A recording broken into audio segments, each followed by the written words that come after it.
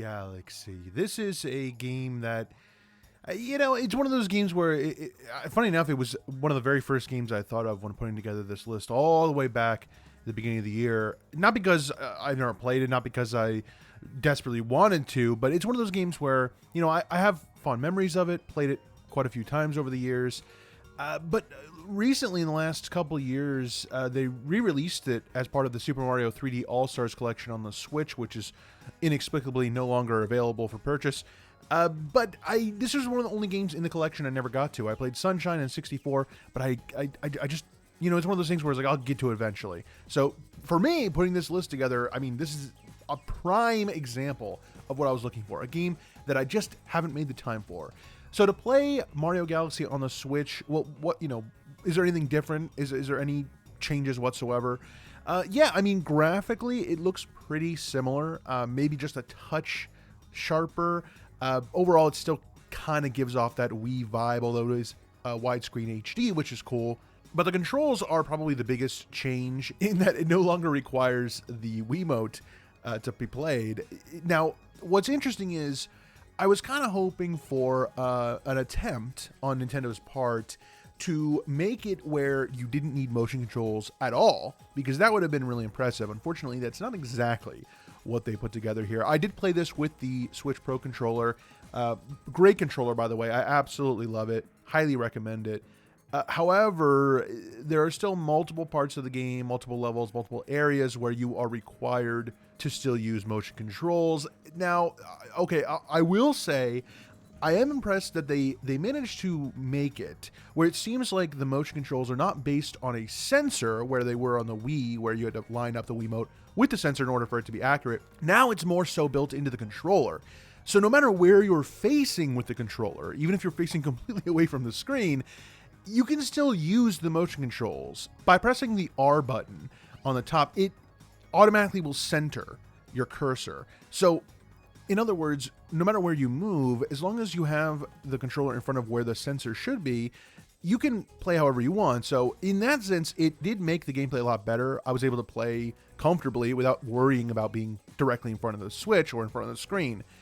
So in that sense, it's great. It just, a lot of the aspects of the motion controls are still there, having to move the controller in certain ways. They're not terrible, mind you. I'm not saying they're awful.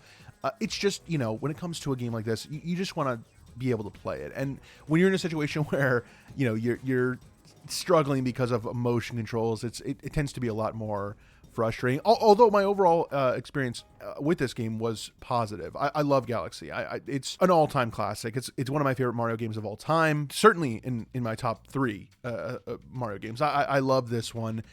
And the only thing I will say is I did complete it, in air quotes. I got all 120 stars, which you don't have to do. You only have to get about 60 to beat the game and get the credits. But if you get all 120 stars, you complete the game. Although, it's so funny because over the years, I remember it a certain way, but I've watched different videos, maybe Let's Plays and stuff, where people have said different things. But what I'm saying here is, if you get all 120 stars, you unlock the ability to play through the entire game as Luigi, which is really cool, including a whole new title screen and everything. It's awesome.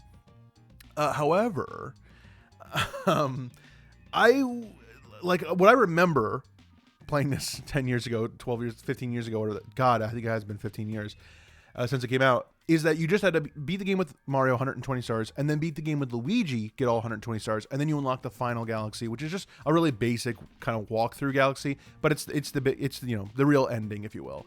But I remember since then seeing videos and Let's Plays and shit where people say you don't have to do that. Well, I can say 100% here, without a doubt, factual evidence, because I did it myself. You do need to beat the game as Luigi, which I did not do. I'm not going through the whole game a second time. Not in this short time span, anyway. So as far as my progress, I loved it. My only real recommendation for anyone attempting to play this game now is do not attempt to marathon the end of the game. What I mean by that is, when you beat the game the first time, once you get about 60 stars, you beat Bowser. Spoiler, Bowser's the boss. You unlock a special subset of stars you can get, the purple comets, which are, like I said, only come out once you get to that point.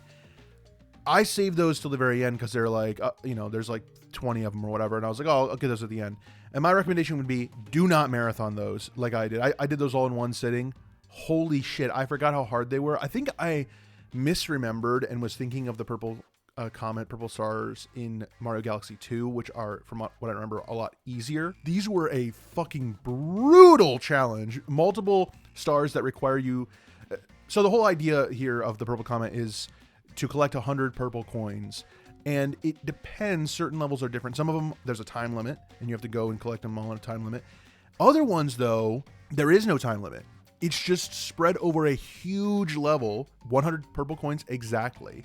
And you got to find all of them. And you cannot die, or you have to start over. Now, in a lot of levels, that's not really a big deal. They still take forever, but like, it's just only a matter of time until you find them. But there's certain levels, like there's a desert level, where if you even touch the sand, which is fucking everywhere, you instantly fucking die. There is no way out of it, and you have to start over. And I had to do that level like 10 times.